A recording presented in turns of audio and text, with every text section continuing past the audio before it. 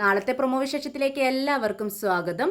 അങ്ങനെ ഡോക്ടർ വിളിച്ചത് പറഞ്ഞതനുസരിച്ച് അലീനയ്ക്ക് അപകടം പറ്റിയ വിവരം അറിഞ്ഞ് ബാലചന്ദ്രൻ വീട്ടിലെത്തുന്നു. അപ്പോഴേക്കും ഡോക്ടർ അലീനയെ ഹോസ്പിറ്റലിൽ എത്തിക്കുന്നുണ്ട്. ഈ വിവരം ബാലചന്ദ്രൻ പെട്ടെന്ന് തന്നെ മനുവിനെ വിളിച്ചറിയിക്കുന്നു. മനു ഞെട്ടുന്നുണ്ട്.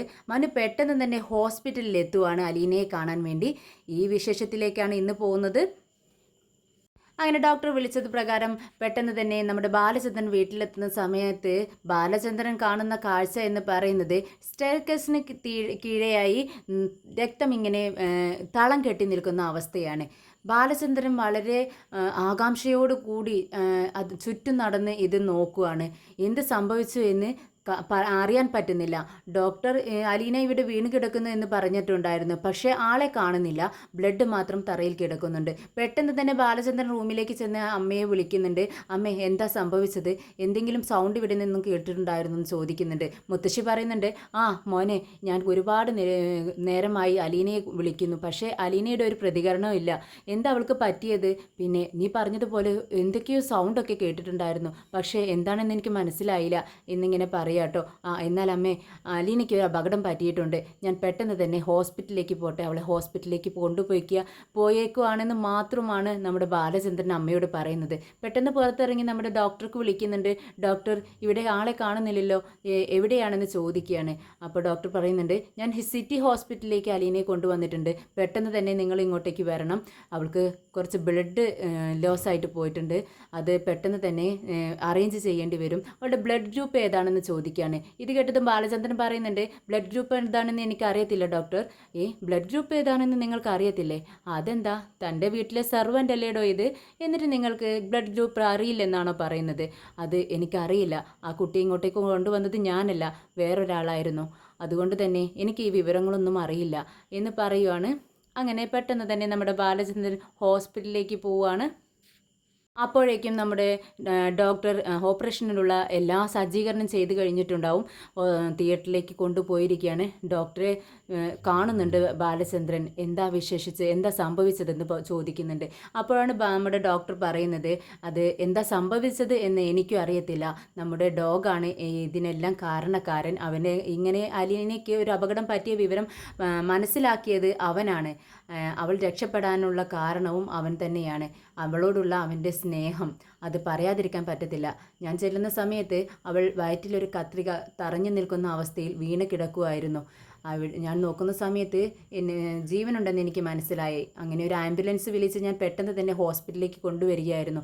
എന്താണ് സംഭവിച്ചത് എന്ന് എനിക്കറിയില്ല. ഇതൊരു അപകടമാണോ എന്താണോ എന്നുള്ളത് ഈ ഓപ്പറേഷൻ കഴിഞ്ഞതിന് ശേഷം, കുട്ടിക്ക് ബോധം വന്നതിന് ശേഷം മാത്രമേ പറയാൻ പറ്റത്തുള്ളൂ എന്താണ് സംഭവിച്ചത് എന്നുള്ളത്.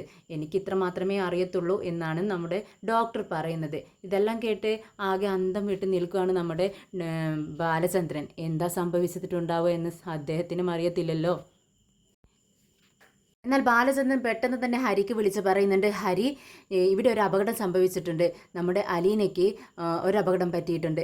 നീ പെട്ടെന്ന് ഇങ്ങോട്ടേക്ക് വാ എന്ന് പറയാണ്. ഇത് കേട്ട് മനു ചോദിക്കുന്നുണ്ട്, എന്താ അങ്കിൾ, അലീനയ്ക്ക് അപകടം പറ്റിയിട്ടുണ്ടെന്ന്? ഞാൻ ഇന്നവിടെ വന്നതല്ലേ, ഒരു കുഴപ്പമുണ്ടായിരുന്നില്ലല്ലോ അവൾക്ക് എന്ന് പറയുകയാണ്. ഇത് കേട്ടിട്ട് നമ്മുടെ ബാലചന്ദ്രൻ പറയുന്നുണ്ട്, നീ ഇവിടെ വന്നിട്ടുണ്ടായിരുന്നോ?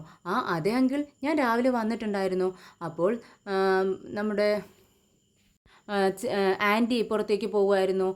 അങ്കിളും അതിനുശേഷമല്ലേ പുറത്തേക്ക് പോയത്. പിന്നെ രോഹിത്ത് അവിടെ രോഹിത്ത് പുറത്ത് പോയിട്ടുണ്ടായിരുന്നു. ഓ, അത് ശരിയാണല്ലോ, ഞാനത് മറന്നുപോയി. അല്ല, എന്താ സംഭവിച്ചതെന്നറിയില്ല. അവളുടെ വയറ്റിലൊരു കത്രിക തറഞ്ഞു നിൽക്കുന്ന അവസ്ഥയിലായിരുന്നു എന്നാണ് ഡോക്ടർ പറഞ്ഞത്. ഡോക്ടറാണ് അവളെ ഹോസ്പിറ്റലിൽ പെട്ടെന്ന് തന്നെ എത്തിച്ചത്. ഓപ്പറേഷനുള്ള സജ്ജീകരണങ്ങളൊക്കെ ചെയ്തുകൊണ്ടിരിക്കുകയാണ്.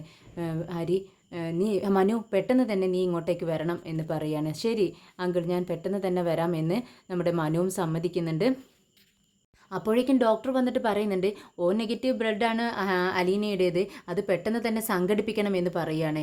ഇത് കേട്ടിട്ട് നമ്മുടെ ബാലചന്ദ്രൻ ഇങ്ങനെ ചിന്തിക്കുന്നുണ്ട്, ഈ ഓ നെഗറ്റീവ് ബ്ലഡ് എന്ന് പറയുന്നത് നമ്മുടെ വൈജയന്തിയുടെ ബ്ലഡാണല്ലോ എന്നിങ്ങനെ ചിന്തിക്കുക കേട്ടോ മനസ്സിൽ.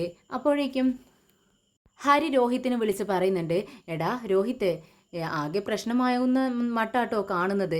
ദേ നമ്മുടെ മനുവേട്ടൻ പറയുന്നത് കേട്ടു, ഈ അലീനയെ ഹോസ്പിറ്റലിൽ എത്തിച്ചിരിക്കുന്നു, അവൾക്ക് ജീവനുണ്ട്, ഓപ്പറേഷൻ നടക്കാൻ പോവുകയാണെന്നൊക്കെ കേട്ടത്.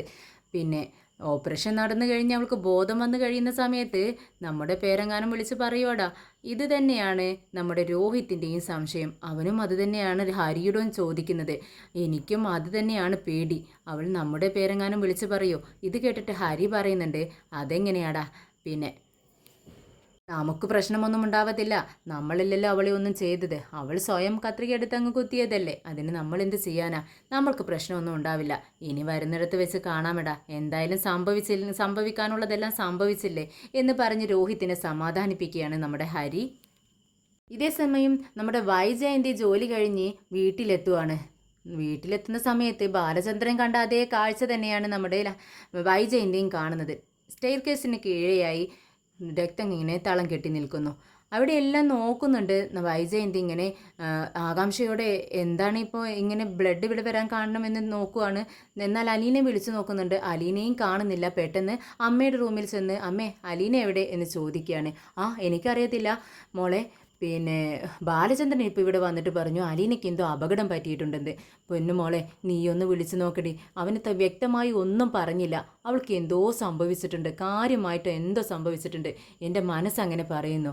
നീ അവനൊന്ന് വിളിച്ചു നോക്ക്, അവൻ വ്യക്തമായിട്ട് ഒന്നും പറഞ്ഞില്ല എന്നോട്, എനിക്ക് സമാധാനമില്ലാഞ്ഞിട്ട് ഇങ്ങനെയൊക്കെ പറയുന്നതെന്ന് പറയാണ്.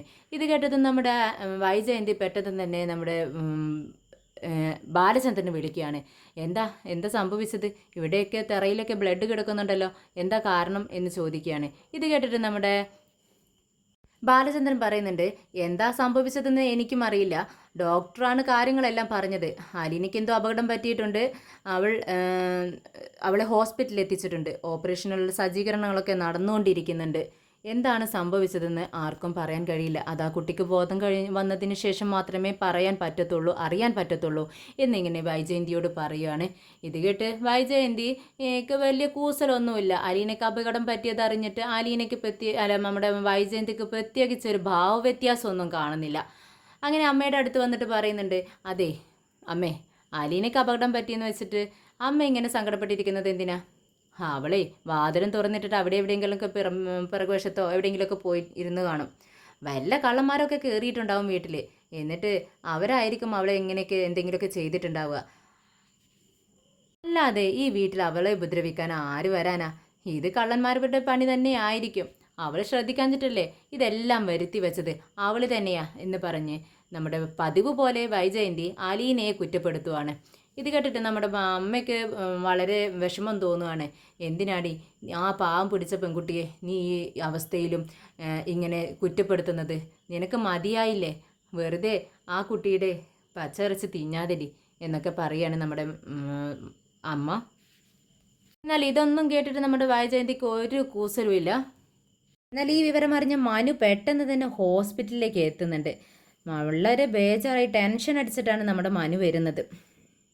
ബാലചന്ദ്രനെ കണ്ടതും ചോദിക്കുന്നുണ്ട്, എന്താ അങ്കിൾ, എന്താ അലീനയ്ക്ക് പറ്റിയത്, എന്താ സംഭവിച്ചത്, ഒന്ന് വ്യക്തമായി പറയുമെന്ന് പറയാണ്. ഇത് കേട്ടിട്ടും ബാലചന്ദ്രൻ പറയുന്നുണ്ട് അത് അലീനയ്ക്ക് അപകടം പറ്റി വീണ് കിടക്കുന്നതാണ് നമ്മുടെ ഡോക്ടർ കണ്ടത്, ഡോക്ടറാണ് അലീനയെ ഹോസ്പിറ്റലിലേക്ക് എത്തിച്ചത്, വളരെ ക്രിട്ടിക്കൽ സ്റ്റേജാണെന്നാണ് നമ്മുടെ ഡോക്ടർ പറഞ്ഞത്, കുറച്ച് ബ്ലഡിൻ്റെ ആവശ്യമുണ്ട്, അവളുടെ ഒരു ബ്ലഡ് ഗ്രൂപ്പ് എന്ന് പറയുന്നത് വളരെ റെയർ ആയിട്ടുള്ളൊരു ബ്ലഡ് ഗ്രൂപ്പാണ്, ഓ നെഗറ്റീവ് ആണെന്നാണ് പറയുന്നത്, ഇനി അത് സംഘടിപ്പിക്കാൻ വേണ്ടിയാണ് ഡോക്ടർ പറയുന്നത്, എന്തായാലും അവളെ അങ്ങോട്ട് കൊണ്ടുപോയിട്ടുണ്ട്, എന്തായാലും രക്ഷപ്പെടുമായിരിക്കും, ഡോക്ടർക്കൊരു പ്രതീക്ഷയുണ്ട് എന്നൊക്കെ പറയാണ്. ഇതെല്ലാം കേട്ട് വളരെ വിഷമത്തോടെ നിൽക്കുകയാണ് നമ്മുടെ